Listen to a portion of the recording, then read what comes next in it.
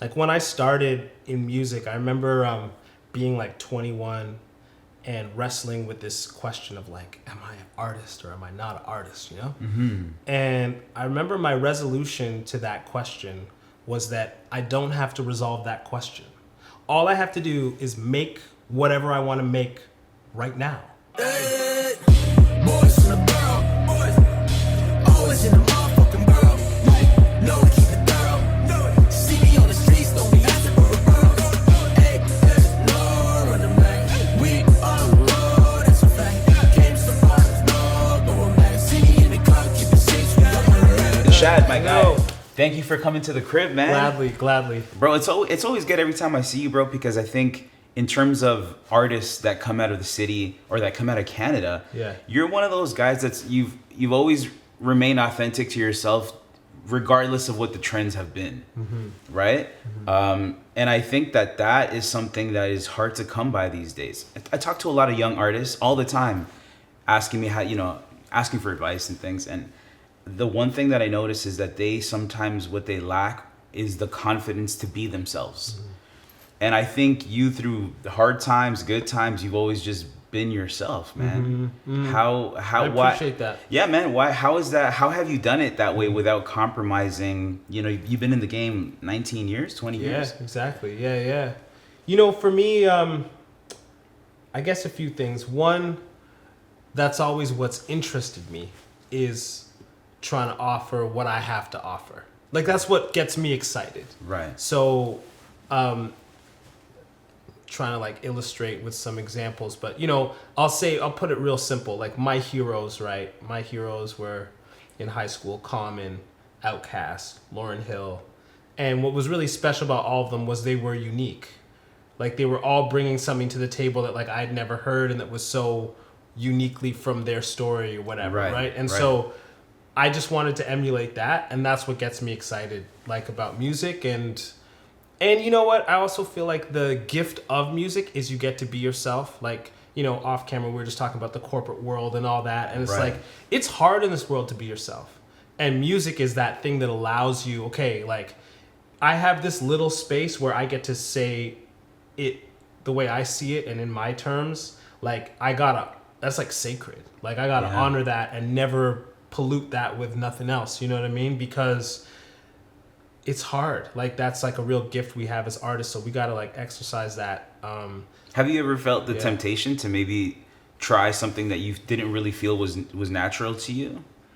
A little bit, only in the sense that with all that being said, I'm a practical person, right? I'm not above doing what needs to be done in order to continue to whatever, but ultimately it's just not in here. Like the thing I love is sharing my ideas and sharing my point of view on the world, and so for better or for worse, I just can't be anything else. Yeah, and I love that about you, man. I just had Cadence Weapon come through, and I think Cadence Weapon approaches authenticity from a similar lens as you, where he's like, hey man, look, I don't have the biggest numbers, I don't have the biggest following, but he's like, what I know that I do is like at the very least I inspire other creatives.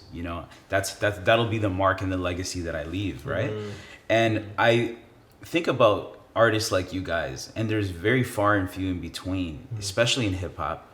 And I think about the trends, like jumping on trap, even just jewelry, just the aesthetics. Like hip hop can be so many things to so many people, right? Yeah. How did you find that or navigate through hip hop? Because as hip hop has gotten older, it's gotten broader. There's different sections within hip hop. You kind of found your lane and you stuck with it. How did you decide or determine that was going to be your lane? The thing that's beautiful about hip hop, and like I know that this is like how we grew up, is like hip hop's all about what we grew up with was all about originality.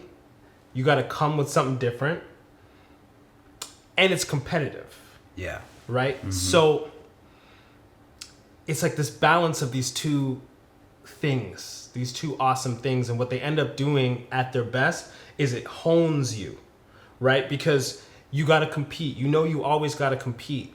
But the way to compete is to be different and is to be yourself. So if you go about it right, you end up honing, you know what I mean? Like your thing. And I don't know, I'm like losing track of your question, but like that's what it's always been about for me, is like trying to find some fresh approach. Right. Like even now when I make albums, like like you said, I'm like 19 years in, and the thing that I'm always hung up on is like, does it feel exciting? Does it feel different? Does it feel unique? Does it feel special? Because that's what hip hop is about to me. That's what creativity is about. That's what expression is about. You know, to what you were saying about Cadence Weapon, like that's what's gonna inspire somebody else, right?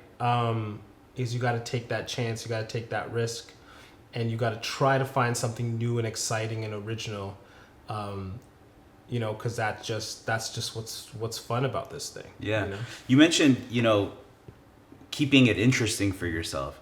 After almost 2 decades of doing something, it could get stale. Yeah. Right? Yeah. What's your approach to that? How do you keep it interesting for yourself? You know, that's been my whole journey as an artist, has been finding the new stuff. I feel like for the first few albums for me, what it was just getting better was enough, right? Like the development as an artist. I interviewed Q-Tip once, and he talked about the Tribe albums like a series of paintings, but within one series, right? Right. And trying to get it better and better. And I really resonated with that idea. I think of my first few albums like that, like I'm trying to paint this thing, and here's my first attempt, here's my second attempt, here's my third attempt, here's my, you know what I mean? Mm-hmm. And now I'm done that, and now it's like, I can't keep painting that anymore.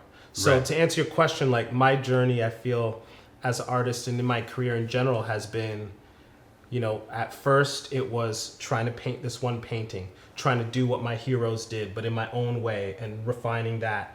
And then after that, it became like exploring, and hosted Q, hosted Hip Hop Evolution. Right. I made a soft rock album. Like I just, Yeah. you know, I had to grow. I had to be a learner again. I had to try things. And then my last couple albums have been very much about like looking at the world, you know, through kind of like a philosophical lens. You know, my first few albums were about me, mm-hmm. and looking at the world through my lens. And now I'm looking outwards a little bit more in my work. So it's always, there's always something, because I keep changing and the world keeps changing, right? But it does get harder and harder. Like I said, the first few albums was just getting better, right, and getting better at that one painting I'm trying to do, right? Mm-hmm. And now it's what's new, what's interesting, what feels vulnerable still, you know what I mean? Yeah, it's interesting because, and a lot of people say this about an artist when they drop their first album. In many cases, it tends to be one of the best albums, because they've had, 18, 20 years to conceptualize and create this piece of art. And then the follow-up is like, you have obviously a lot less time to put into project number 2. Yep. So, and 3, 4, and 5, and all of that. So that's what I always tell young artists too. I'm like, you know what your reward is if people like your work? They say, do it again. Yes, exactly. Yeah. So I think about that for someone like you, and it's interesting too. Like you mentioned, the soft rock album, Adult Contempt, was the album. You went by a different moniker around that time. Your boy Tony Braxton, right? Yeah. So something like that. That's something you wanted to explore. Is that something you'll ever jump back into, or is it like, I did that, that's a closed chapter for me now? We'll see. But at that time, it was like, I gotta try something else. I gotta grow. I can't repeat myself. Like, I gotta do something else. I was reading this thing, you know the show Community, or Rick and Morty, right? The creator of that, Dan Harmon, he's a big student of story theory. And like, basically this idea that every story has the same architecture. Every story basically runs through the same paces, right? Right. And this is how he's able to make these really creative shows that go in all these different directions, because he's like, it's actually always the same. And what he says is it starts with somebody is in a familiar place, and then they want something.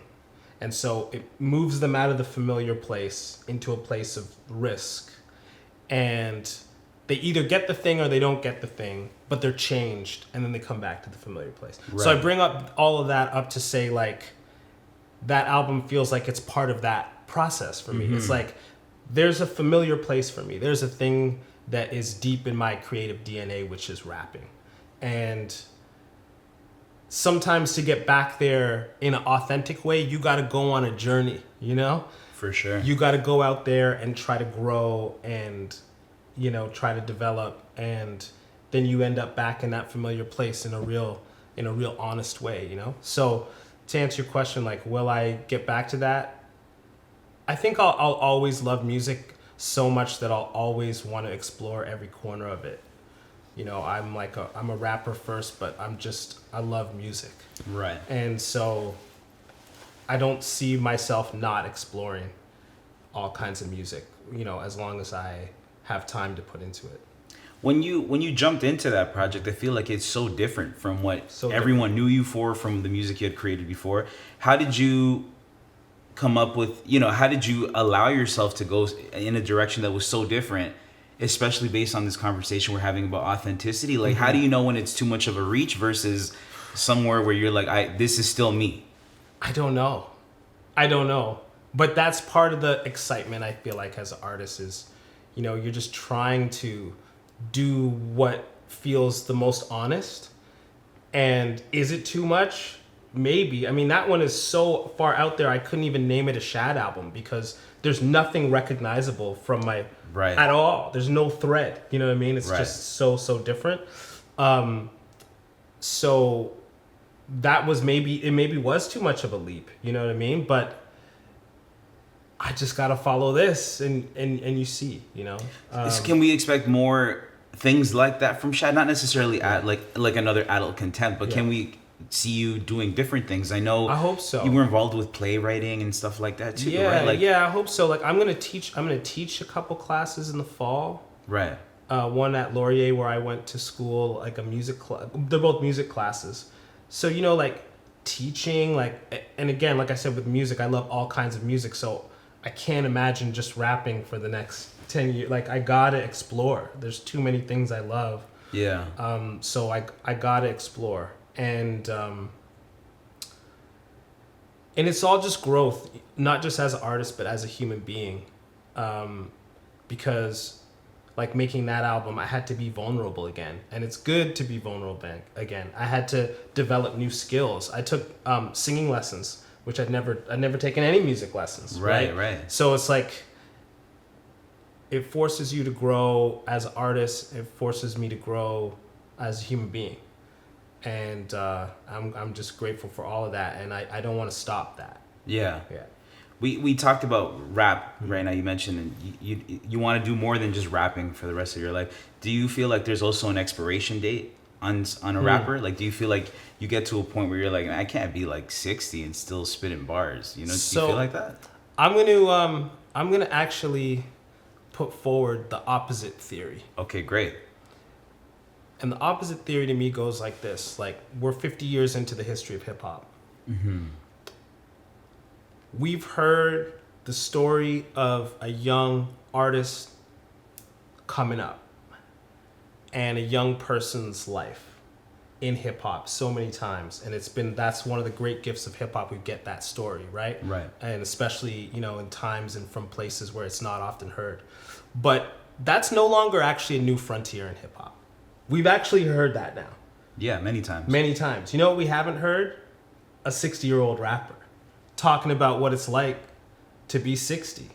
We actually haven't heard, you know, when we heard Jay-Z 444, it's like this is the first time we're hearing like a grown man on a record talking about marital problems and talking about being a son to a mother who is older and growing and changing and you know, these are actually the new frontiers in hip hop. Right. So, you know, I would actually put forward almost the opposite theory of like,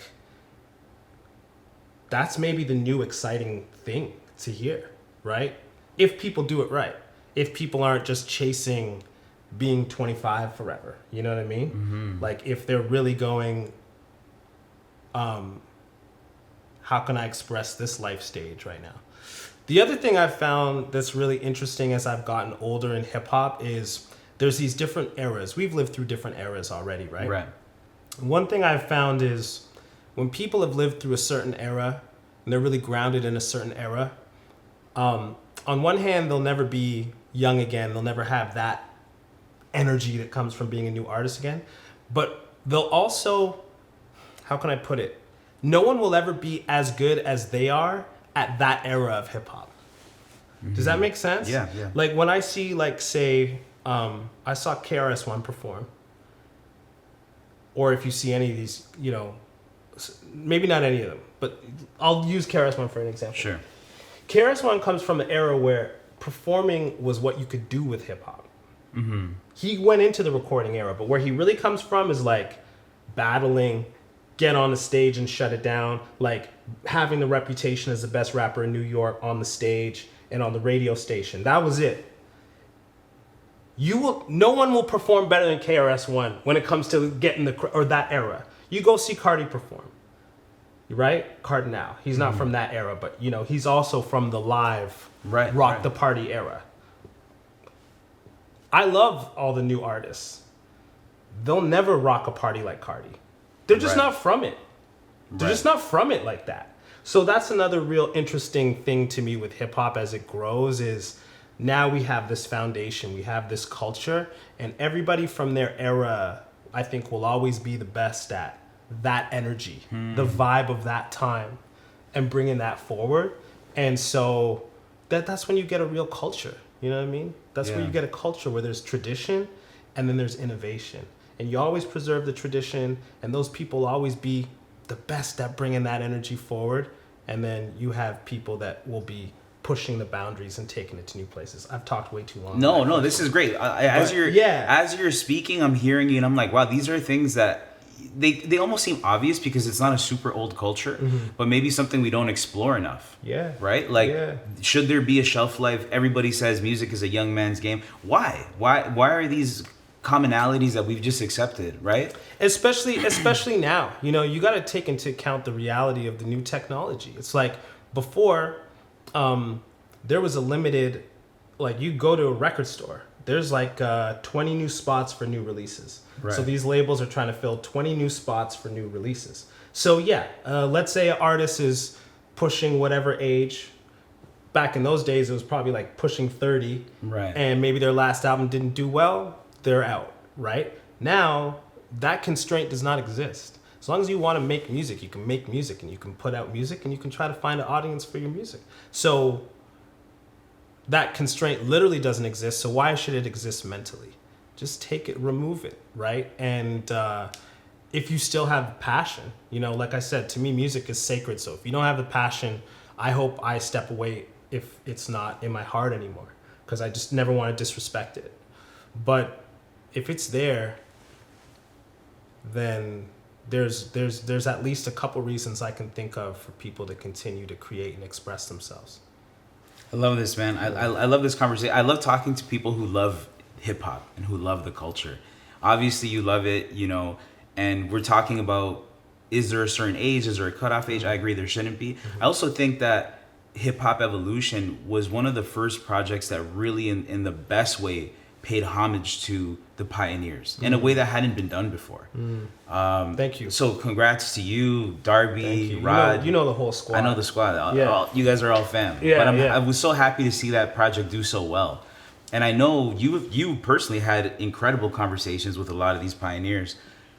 Tell me at least one or two, you know, of the pioneers that you got to sit down with that really shared something with you that impacted you.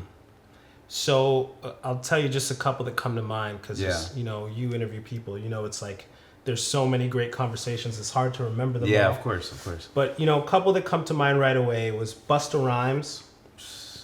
Legend. Talked to him for like a couple hours because he was just so excited to talk about any artist we brought up. He just wants to talk about them because he's just such a fan. And I remember he told us that when he was coming up, again, there wasn't a 1,000 releases a second like there is now. You could go on album release day, whatever it was, Tuesday back in the day, go and you could literally see every new hip hop release in the world, right? So he said he would buy 4 of every single album that dropped. Every single one. He would have one in his car, one in his house, one for his collection and one to give away. Loves hip hop. That's love, man. That is love. And it's no mystery he's so good. Of course. Right? Like, this is just what it is. When you love something like that, yeah, nobody's going to be better than you. And to this day, again, to the point I was making earlier, who brings the energy that Busta Rhymes brings? No one. No one. No. You can't. He's unique in that way. He's unique. Yeah. You know, and he you know, that's what he comes from, and he's unique in that way. Another one is a kind of an easy one, but Kool Herc. Like, not a lot of people course. get to sit with Kool Herc. He doesn't do a lot of interviews. Shout out Russell Peters for making sure that happened. And he's the guy, you know? And so I just have memories of walking with him in the Bronx. And I remember at one point just looking out at New York. We were kind of at a certain elevation at one point. You could sort of see the city. And just thinking, wow, like, this whole city moves to the beat of hip-hop. Like, hip-hop culture is New York culture. And this guy is one of the people that started it all when he was literally a kid, 13, 14. Like, and you can look past New York to the whole world if you want to. Like, hip-hop changed the whole world. Right. And it all started with this guy and his friends at 13. Must have been surreal for you at that moment to be in the birthplace of hip-hop with the guy who's coined for starting the culture. Yeah. Walking through the neighborhood, breathing the air, feeling the culture, the being in his presence too. That's incredible, man. It's just a gratitude. I remember the same feeling with Q-Tip when we interviewed Q-Tip. Just this gratitude, you know. And with Q-Tip, I was nervous like the whole interview, and no, I wasn't like that for any other interview. Right. But usually I was nervous before, and then as soon as we start, we're good. I'm good. But him, I was nervous the whole time. It was the same feeling with Kool Herc of this deep gratitude of like, I owe my life to you. Really. Like, so much of my life is because of something you started. You know, right. Herc, it's all of hip hop. With Q-Tip, it's a particular branch of hip hop that I come from, you know? So it was surreal, for sure. Even now when I think back on it, I'm like, I can't believe we got to do that. Incredible, man. Cool. I know that even just recently I rewatched episode 1. Mm-hmm. I knew I was going to be chatting with him. Like, I haven't seen like episode 1 in a while. Let me rewatch it. And just the intro is so great because you provide context on who you are, and you could feel the love through the voiceover where you're like, I studied hip hop in university, right? I'm an MC too. Just when I think about that, I'm like, they really got the right guy for this project. Thank you. I just, to be honest, not to be self-deprecating, like, I just feel like I lucked out, man. Like, you know how the process, because you know the whole team, we didn't think we would make more than one season, right? Mm-hmm. Like, to get to make more. I think initially it was supposed to be maybe more of a film. It was supposed to be more of a film. It got changed during the process. Yeah. You know, the media industry is insane, right? Like, you know, kind of had to deal with this one broadcaster, and that fell through. Okay, we finally got a spot, and now we're going to do it.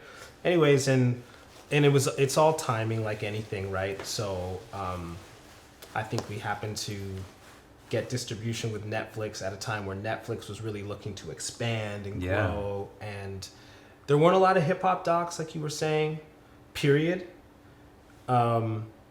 So that whole genre was expanding, and now you see a lot more, right? You see, like, ours is like a big overview, and now you see these little stories of this scene or this artist and this, you know, and that's what it should be, right?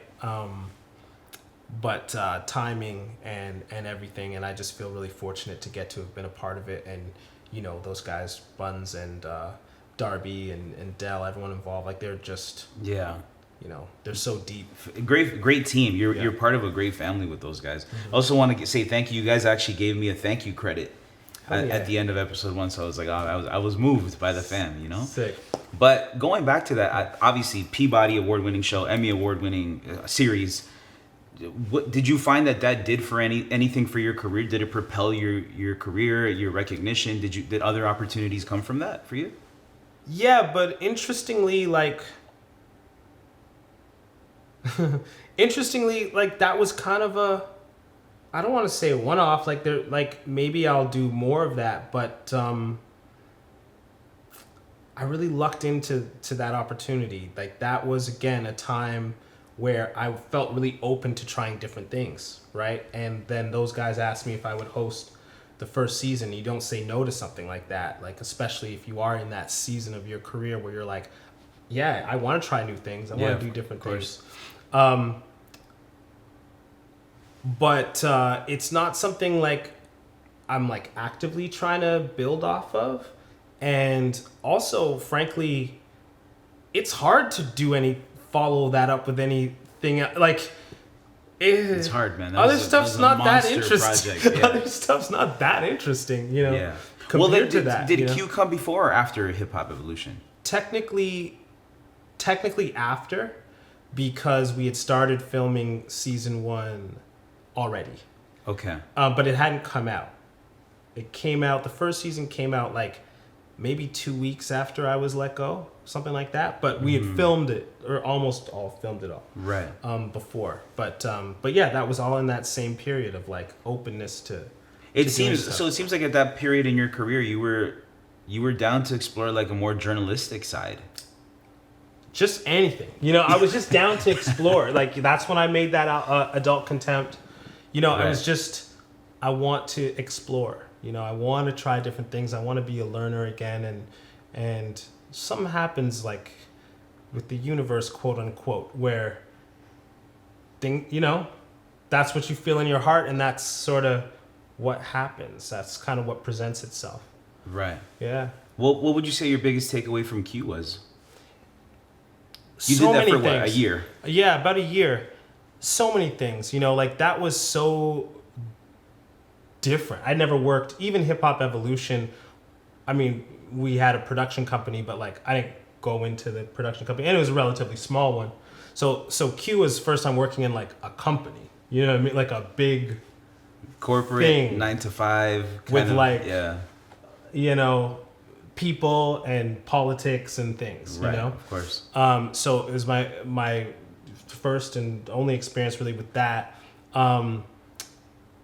Working with a bigger team, very smart people, that was really cool.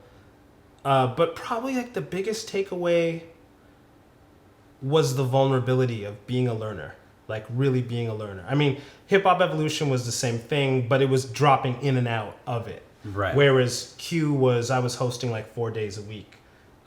So it's like every day. Much bigger commitment. Right? Much bigger commitment, and every day, like being in the gym. You know what I mean? Like every day flexing these new muscles, you know, and trying to train these new muscles while still doing the job. You know what I mean? Like it's simultaneous. That was probably like the biggest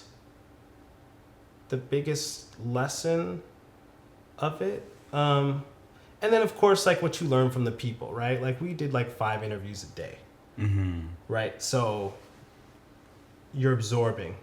Yeah. You're absorbing. And that's also a lot for someone who's not used to doing interviews regularly, to do 5 in a day. Yeah, and in the morning. You know, like I'm coming from music, bro. We don't touch the morning. Right? Late night studio sessions and stuff like that. We don't touch the morning. It was like top of the morning. But yeah, like usually the show is like an hour and a half a day. So maybe 3 interviews, 2 panels, or maybe you tape an interview in the afternoon as well, right? So right. Like sheer volume. Yeah.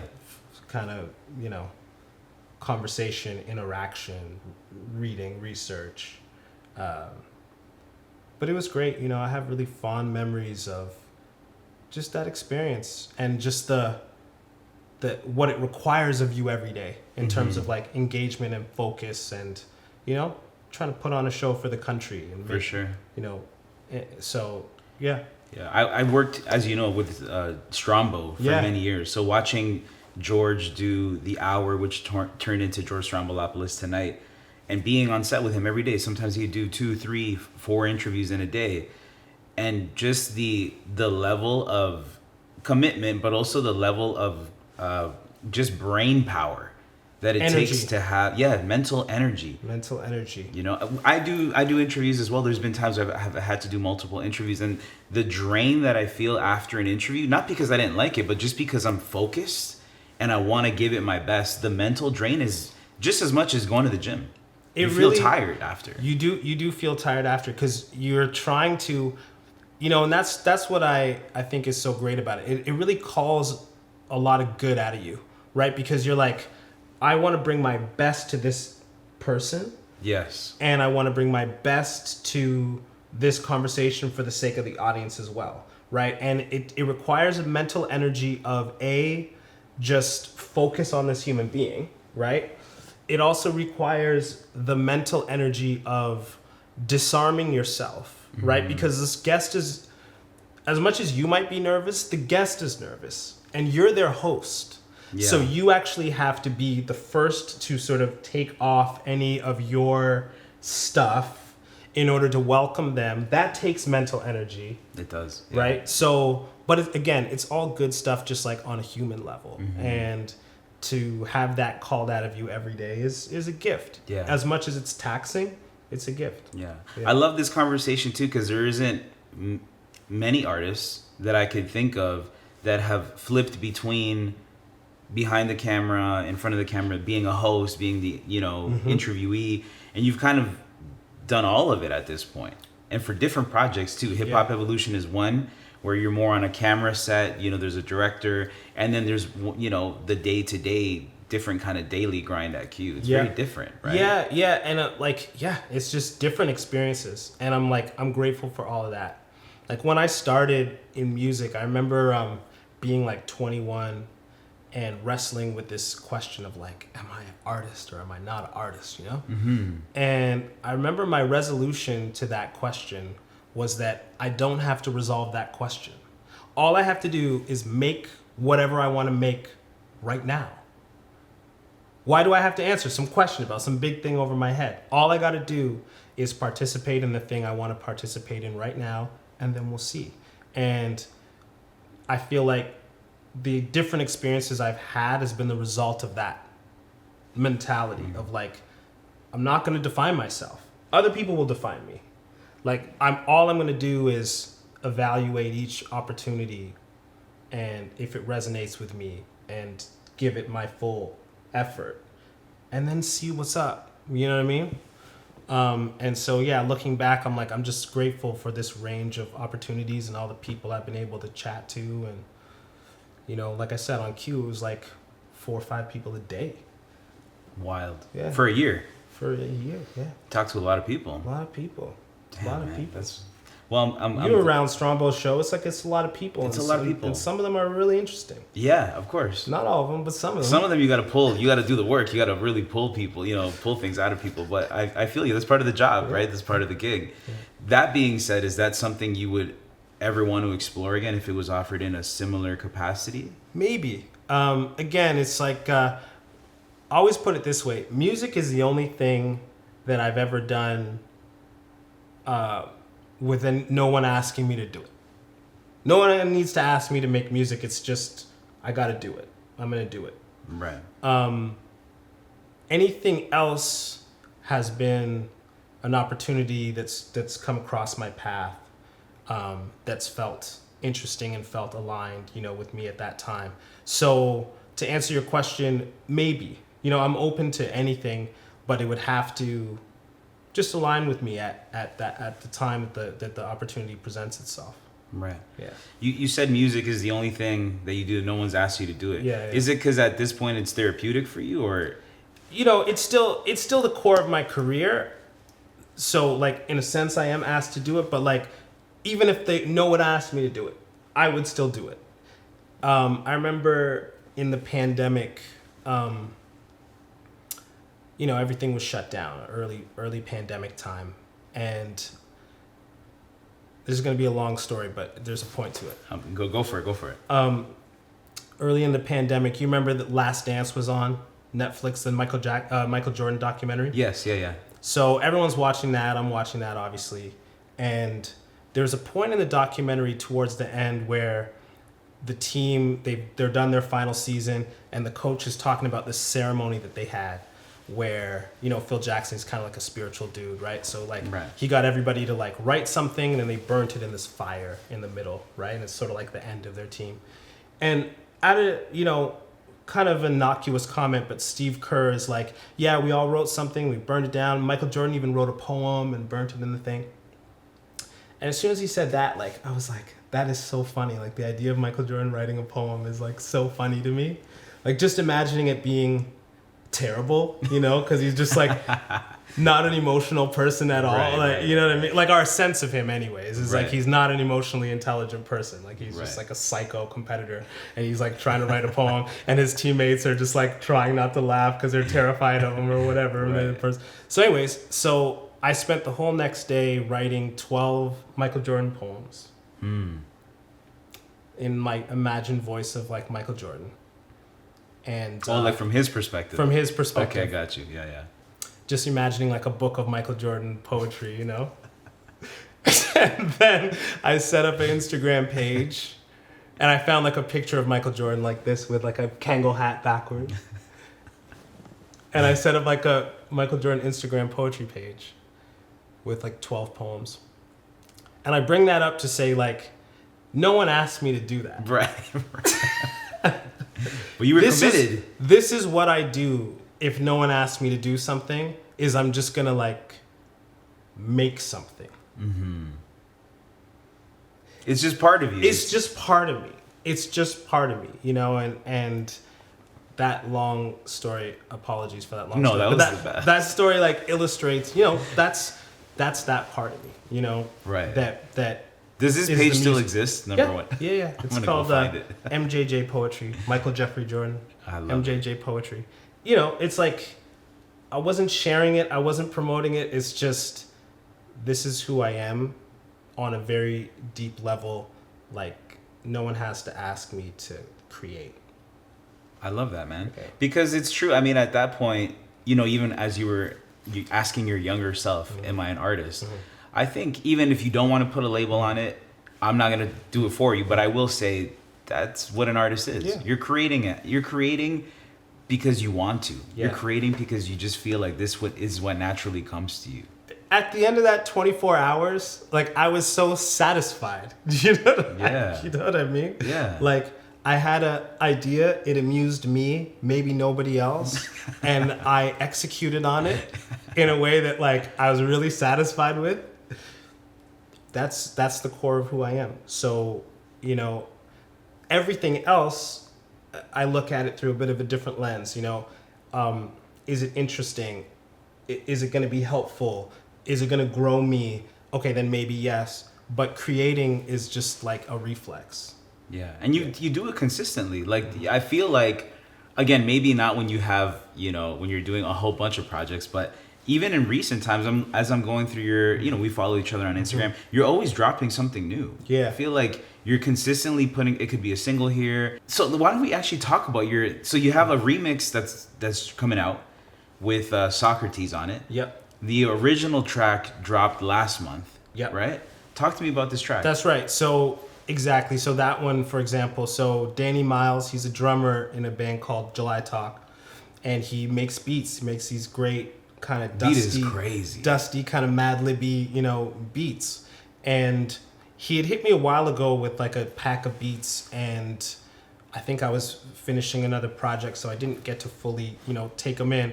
But then he dropped this instrumental album. I'm like, okay, sick. Yeah, I got to check this out. And I heard this one track. I'm like, this is sick. And I'm just going to rap on it and send it to him, you know? And he loved it. And we, you know, put it out as a song. And then Socrates hit me up and was like, yo, let me hop on this. Like, I love this beat. And, you know, I want to be a part of the song. So I was like, okay, cool. Like, this is just what we can do now. Again, this goes back to like a question we were talking about earlier, but these parameters we put on what we create and what we put out. It's like, there's no rules anymore. Yeah. You can have a song and it's out and somebody is like, can I put a verse on it? Yeah. I mean, sure. Right? And it just makes it interesting and continues the story of it, and it's a fun collaboration. So yeah, that just came out. And then you also have Rose Rose Joint. Rose Joint with Dat Son. Yeah, you know, that again. So he makes these great beat videos. If people don't know Dat Son, check him out. Makes these great live beat machine videos. He did one chopping up "Can I Call You Rose" by These Sacred Souls, which is an amazing song. Now, obviously, we can't put this out. We can't clear the sample, but it was dope. He sent it to me. I rapped on it. Let's put it on Bandcamp. Let's put it somewhere where we can share it, right? There's all these avenues and vehicles for sharing music now, so why not? Yeah. I think what you're talking about, even how accessible things are now. It's not a whole process the way it used to be in terms of deterring an artist from creating. It's like now, if you want to create, you could just easily create. Bro, like, I don't even feel like I've been doing this for that long, but I'm from those times, bro. Like, my first album, I made that because I won this unsigned talent competition that paid nearly $20,000 of recording costs, because that's how much it costed to do the bare minimum. Yeah. You know what I'm saying? Like, I'm from those times, and it was very prohibitive to record, you know? Now I can turn on my phone and just, like, whatever. Even a reference track on your phone, right? You have an idea you're not going to lose, you just record it in the moment, right? Yeah. So that being said too, I mean, even your last album, Tao, I feel like you explored a lot of like conversations even around technology and stuff like that too, right? Work. There was a lot of cool concepts in there. But how do you feel now that an artist, again, with things like Spotify, all the platforms, right? In one sense, it's very accessible. But in another sense, it's almost like too accessible, the music is almost devalued at this point. Yeah. There's a lot of issues, and the thing that I don't like about our society is we don't stop to consider the issues. We just push forward and kind of hope it works out in the end, right? Right. So yeah, there's a lot of issues. One, it's definitely, the landscape is like oversaturated and it's not curated, and it's difficult to have a coherent sense of what's out there and how it fits into the bigger picture, how it fits into the larger tradition of different styles of music. Even like, it's a lot. Then there's the whole business side of it. That's like the sort of music creation and curation and understanding of music history side. Then there's the business, and that's also a whole other thing that I actually know very little about, but like there's some major issues going on there. So yeah, there's definitely problems, but I do like, I'll say, to be more optimistic, I do like that more people can create and share what they've created. I like that. Do you feel excited, like when you're coming up? First of all, are you working on a new album now? I figured you were. Yeah, I think I heard you say something. Yeah. So before we jump into that, are you excited knowing that this new project that you're working on is going to be put into the same world that where like the music can be appreciated by fans who are like real music fans, but at the same time it just feels devalued? And a lot of conversations I have with artists are like, the streaming numbers are terrible. The pay is bad off streaming services. And we live in this world of just singles now, where it's like people just want a single, so they'll click past a song. Are you excited to put your project out into this kind of musical environment and atmosphere? The way I feel about it is, I love a challenge, and I love a creative challenge. And the mentality I begin with is always, okay, it's a new world. There's new mechanisms for delivering music. How can I connect? Within the new environment, how can I connect in a way that's authentic to me, in a way that is how people like to have music delivered? So I start at it from a non-judgmental, positive place of how can I solve this problem? How can I maintain the connection with people around what I'm making, because that's what I love. I do think, though, potentially we've reached a place where they say the medium is the message, and it's like the medium is maybe just too short and too oversaturated for meaningful connection. And what I mean by that even more specifically is the other night I was scrolling on Instagram like I always do, and I was thinking about inspiration. And my definition of inspiration is very simply when I feel compelled to create by something that I see or hear or whatever. And I was thinking, I wonder if this medium can inspire. I don't know if I've ever scrolled on something and it's made me want to create. And it's brought out some genuine creativity out of me. I don't know if it has. If I really think about it. Right. It's entertained me and it's made me chuckle and it's made me think.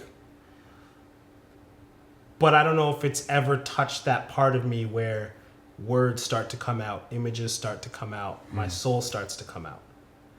So we've maybe reached a limit in those mediums of that. I don't know. Right. But that was just Sunday night, a thought that occurred to me. It made me go, I wonder if I've ever actually been inspired on this thing. Right. So to answer your question of like, am I excited? Excited isn't really the right word. I still like to think about it as like a creative challenge. How can you still touch people? But I do wonder maybe you can't in an environment where the medium is so short and so oversaturated. Maybe it's not actually possible. It's interesting because, again, I talk to so many musicians, and this is something that I feel is a common issue that everyone seems to have. Is people rush through music now too. It's like you scroll or you stream quickly, but it's not like putting a record down and like taking in an entire album as an example, right? Now it's like stream and you skip, and the algorithm feeds you stuff. There's playlists. There's a whole bunch of stuff. So we're not consuming music the same way we were. With the same intention about like, let me go buy this album. I love this artist so much, I'm buying the entire project. I'm gonna listen to it front to back. Now it's more like, let me put on a playlist, or Yeah, exactly. And this scarcity is part of what makes something meaningful, right? Like when you only had, as a teenager, $20, and you had to carefully pick which album you're gonna buy. That's right. Then you're gonna buy it and you're gonna sit with it and you're actually gonna live with it. It's the same way I feel. I always feel so grateful when someone comes to one of my concerts, for example, because I'm like, there's only 50 weekends in a year. Right. And these people have chosen to spend one of them with me. I'm a part of their life and they're a part of my life, And that's how it was, with albums. The other thing I think about with playlists, and part of it is a natural thing. We grew up with radio and playlists and things like that, so it's not completely foreign. But one thing I do think about when it's all that format is we come from a time where being artists was about standing out, was about being different, was about grabbing people's attention with your message and your soul. And now it's actually about fitting in. Right. If you want to work on the playlist, you have to fit in well. This goes back to authenticity, to our initial conversation, right? Yeah. Yes. And that it's also just foreign to. Again, I want to be a little non-judgmental, but that's foreign to me. To me, it was always all about what really grabs your attention, what stands out, and makes you have a reaction to it, right? Right. Whereas now, I think success on playlists, just thinking about it from a common sense standpoint, is actually about how can you fit in well with what's already there, right? Of course. Tell me about this new album that you're working on right now. Is there a release date in mind? No release date in mind, but it's almost done. Probably still won't come out until next year, just to get everything completely done. But what I can tell you is it feels like the end of a story that I've been telling on the last couple albums, or the end of that thought. I've been exploring. I was saying earlier, my last couple albums, I feel like they've been looking out at the world. And looking out at the world, from my vantage point, but also through kind of a philosophical lens. And this one feels like the end of that story, you know. So it's deep in my heart, you know. That's what I. These days I release a lot of stuff, like you were saying, a lot of freestyles, a lot of features. You know, I love creating, I love putting stuff out, but the album is a place for me to really share my statement. This is where I'm at. This is what I'm really thinking about. This is really my sense of things. And so that's what I'm working towards. Cool. Yeah. Any more you can share? Any cool collabs or anything like that on the album? A lot, you know. I always love just working with people that are here, you know, and people that are in my orbit. But yeah, I got a joint with Raz Fresco and a joint with John Kabongo, and Phoenix is always in the mix, you know. So yeah, I just love to keep it. There's just so much talent around here and so much camaraderie, you know, and like positive feeling and people doing amazing things and honing their craft. And so I like to just work with that and share that.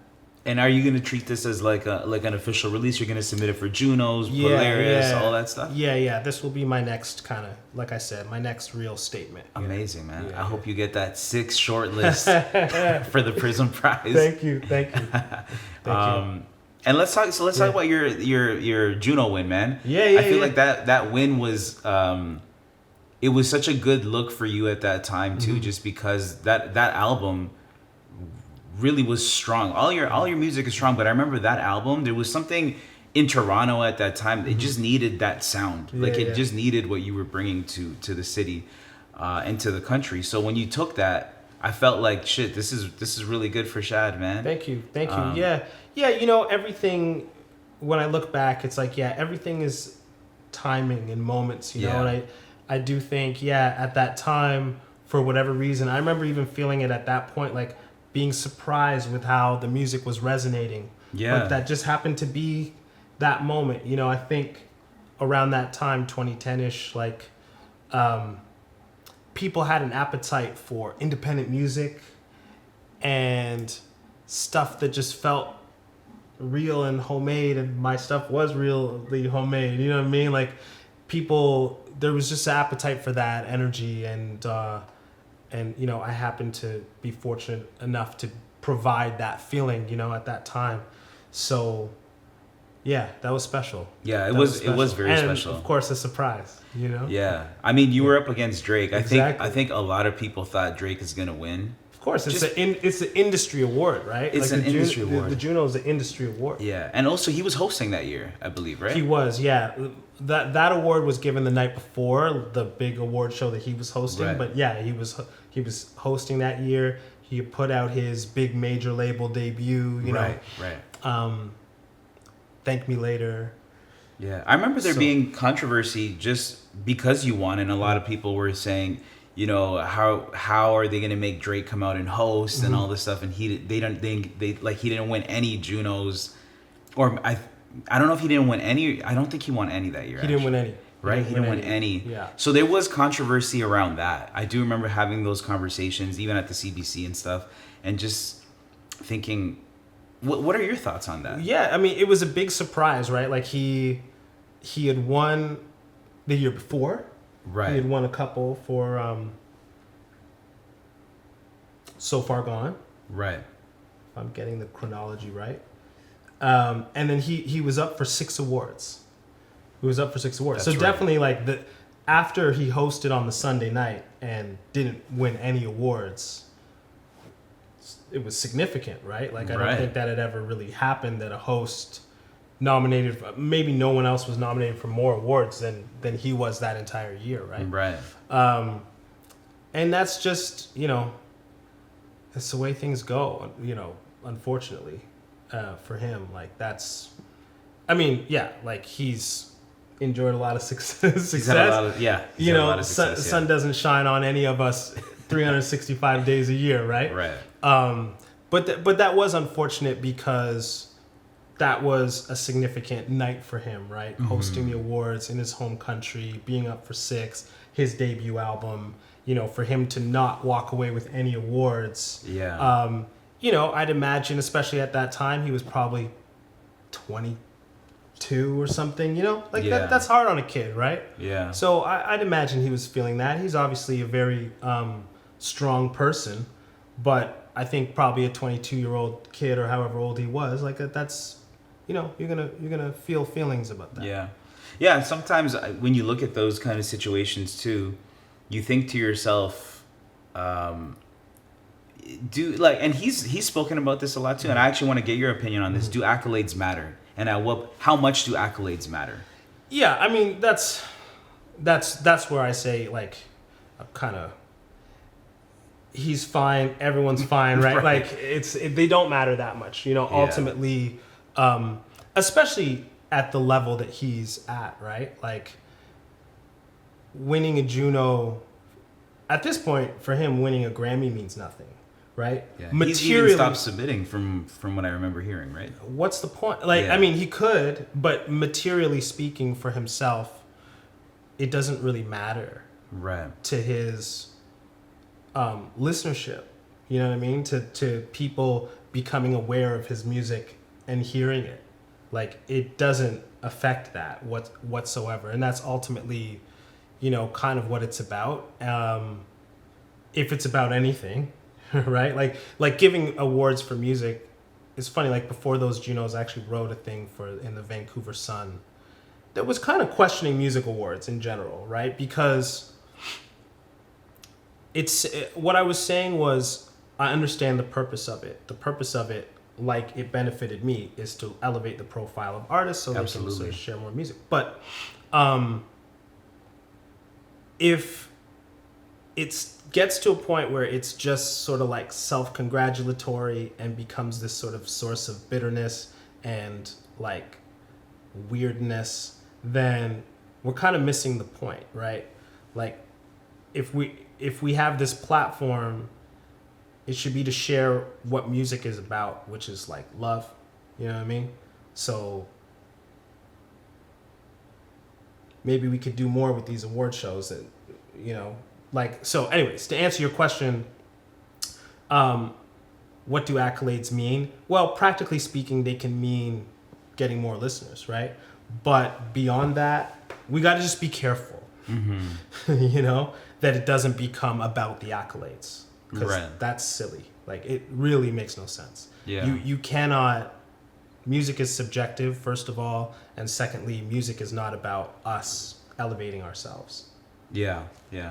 I find it interesting too, just because around award seasons, there's always some kind of drama around somebody not winning, and like you said, the reason is because it's subjective. At the end of the day, it's not like a point-based system where it's like a physical thing that was performed and it's measured in a certain way. It's all subjective. It's all subjective. To me, like, it can only serve a couple of purposes. One, it can elevate people so that their music is heard, if their music has value and should be heard by more people. And two, you know, it serves a purpose in terms of like us understanding what's culturally important, right? That's kind of what music awards can be a source of. That's positive. We're debating what's significant.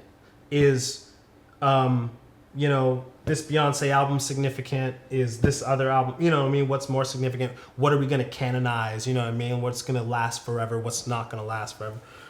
That can be valuable. That conversation is a part of any culture, but it can't become about us. Like, it can't become about us just getting trophies and who has more, and who cares? Right. That right, doesn't, right. it truly is so besides the point. What about in terms of just the politics that go on behind the scenes? I know even when we were talking about at the CBC, when you were at Q, you've experienced what politics can feel like in an internal structure like that. I'm assuming it's the exact same way at the Junos, at the Grammys. That there's always going to be politics. There's things that happen internally. When you think about it in that sense, that's the part where I, as a creator, myself, and being surrounded by other creators, I would never put weight on that, knowing that there's people at the end of the day that are the ones making the calls, right? That's it. And everybody has their biases and their ways. It's like every time I watch the Grammys, for example, I can always tell what they like. The Grammys, to me, they always like when new people make old music. That's a thing I see over and over again at the Grammys. Interesting. Okay, yeah. They love that. They love Billie Eilish because she makes well-crafted pop songs, but she's young. They used to love, Nora Jones. They love John Mayer. They love these people that make the classic, well-crafted music industry style music, but they feel young. It's just what it is. So you got to just know that. But you know what? That comes relax, with the politics that we're talking about, because if you're looking at it from like a logical perspective, that would mean the people making the calls are probably of a generation where that's what they liked. Yeah, but so that means that as new blood moves in to these positions, that positioning will change. That will change, but again, we just, as artists, I think it's really important for us to not lose track of just what it is, right? Again, these things can serve two purposes. One, they can help elevate music that deserves to be heard. And two, it's part of any natural, healthy cultural conversation about what's significant, what should be remembered, what's, important, right? It helps us figure out history. But beyond that, let's not get lost in bitterness and pettiness and trying to get more trophies, because we have a responsibility to elevate more than ourselves. You know what I mean? And elevate the ideas and the feelings that are in our music above us. Right? That's the valuable thing worth sharing, not us and the fact that we have trophies. Right. Yeah. I feel you, man. It's a good sentiment. I feel like I'm hoping a lot of young people watch this too, because they're the ones that I like to support the most, and also make them understand that an accolade is just it's someone's opinion of your music. Yeah. But at the end of the day, it's got to be your own opinion that counts, right? It's got to be your own opinion that counts, and its only importance is as a means to an end for a new artist. Yeah, it's good for you to get the nomination. Why? Because it will help share your music. Yeah. It's not so something can go in your case at home. Yeah. Who cares about that? It's about more people having access to the feelings and the ideas that you want to share. You know what I mean? That being said, when you drop your new album, I hope you get the Juno and the Polaris Music Prize. I'm putting that energy out from right now before I even hear it. Thank you. Putting that out, man. Let's end on a couple of rapid fire questions for you. Yeah. So this is, again, from someone who loves hip hop, I really want to know your opinion on, outside of yourself, who would you say is the best rapper of all time? Best rapper of all time. You know me, man. I'm a real rap guy, and so I almost have to put it in categories. Okay, go for it. I gotta put it in a whole matrix. To me, the most pure rapper is KRS-One. Okay. He is, if you had to put rapper in the dictionary, or someone's what Alien was what's a rap? What's rapper? What's a rapper? I'd play them KRS-One. Just, this is essentially what a rapper is. You know what I mean? The power of his voice, his message, his energy, that's an MC. So to me, he is the dictionary definition. You know what I mean? The greatest lyricist, it kind of depends on the day, but Black Thought would be... Oh, okay. Black Thought is up there, man. He's way up there. Yeah. He's in that category to me of you can't be better. You can maybe be as good, but you can't be better. He's in that category. Creatively, an Andre 3000, Big Boy, Kanye. But if I had to crown the best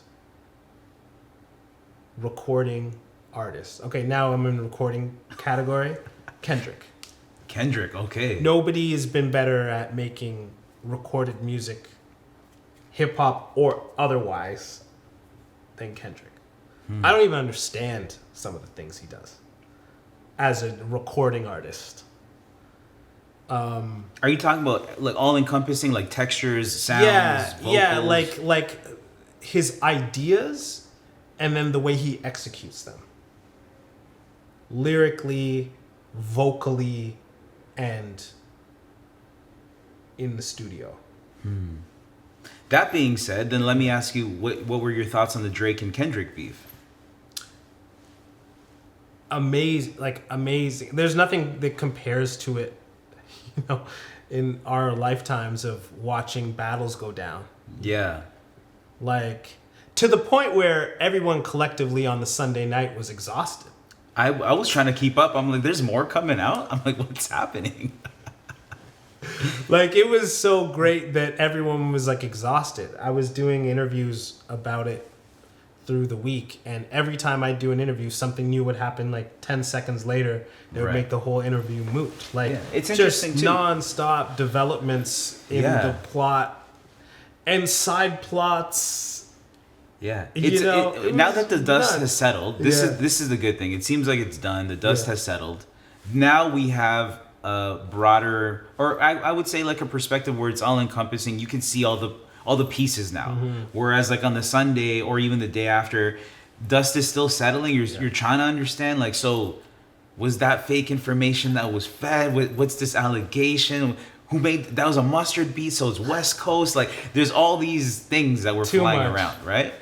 Now Too much. Like, I think we'll be unpacking it for a long time.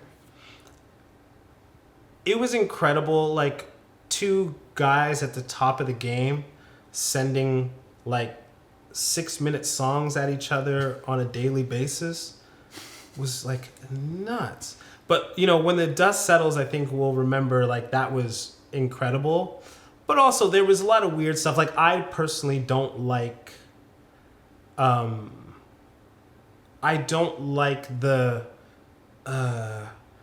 TMZ of it all. I don't like the trying to unpack what's true and false, and like, I just don't like that. I like the rap battle, like, who's better, and you can say wild things, but it's not about the veracity of the claims. Like, it's just, but these claims were like severe and have to be investigated in a way that like doesn't, like, I can't investigate, you know what I mean?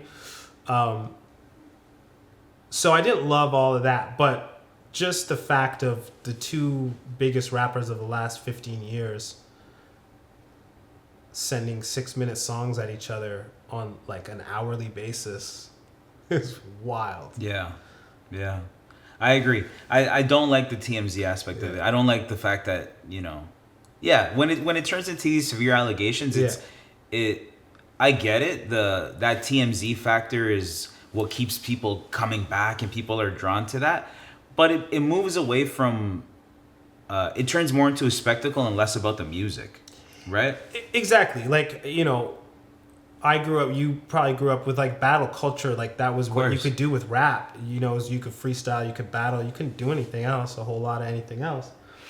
But it was never about what can I unearth about you. That was never the point. You might say something that you heard and that like makes it exciting, or make something up and that might be exciting, but that wasn't what it was about. It was not about investigative journalism. Right. It was about rapping. That being said, would you say that there was a clear winner? I think, again, when the dust settles, I think there was a clear winner, but I think when the dust settles, I think ultimately what we will remember is that it was the two apex guys like throwing haymakers at each other. You're not going to tell me who you thought won. I'll say that, I agree with the general consensus. Okay. Because I actually think that is what battles are. I come from the live battle era where it's like the crowd decides. Fair enough. There's nothing subjective about it. Fair enough. There's nothing objective about it. The crowd decides. We weren't there in the audiences looking at the text of what people wrote and scoring points. It was just, how does it make you feel right there in the moment? And I think we've arrived as a culture at a consensus as far as who won. Fair enough, and I agree. It's the crowd that will determine. Just like if it was like a rap battle in a venue, the crowd in the venue would decide. The crowd in the venue decides. But I do think, again, usually what happens though when you walk away from that battle after 2 weeks, you're like, yo, that was an ill battle. Yeah. That was an ill battle, and they were both swinging, and you know what I mean? Yeah. But yeah, I think the culture has come to a conclusion as to who won. Okay, back to these quick questions, which Yeah. we're not quick because we unpacked a crazy situation. Yeah. But if you could build the ultimate superhero music Canadian team with yourself and 3 other musical superheroes. I want to take myself out of it. Can I take myself out? No, you cannot. I got to stay in? You have to be in it, yeah. Okay. Me and 3 more? Yeah. Throw chaos in there Okay.